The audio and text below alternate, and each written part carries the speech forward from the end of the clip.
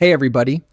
Today we're going to learn how to disable the Find My Device feature in Windows 11 to reclaim system resources and stop background location tracking.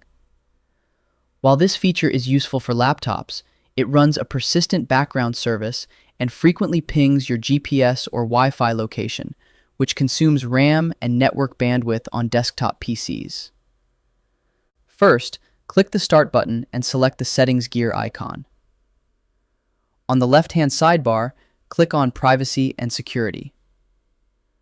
Under the Security section at the top, click on Find My Device. Switch the toggle for Find My Device to Off.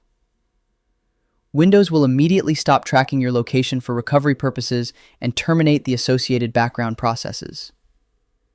If you are using a Microsoft account, you may also want to click the See All Your Devices Linked to Your Account link below the toggle.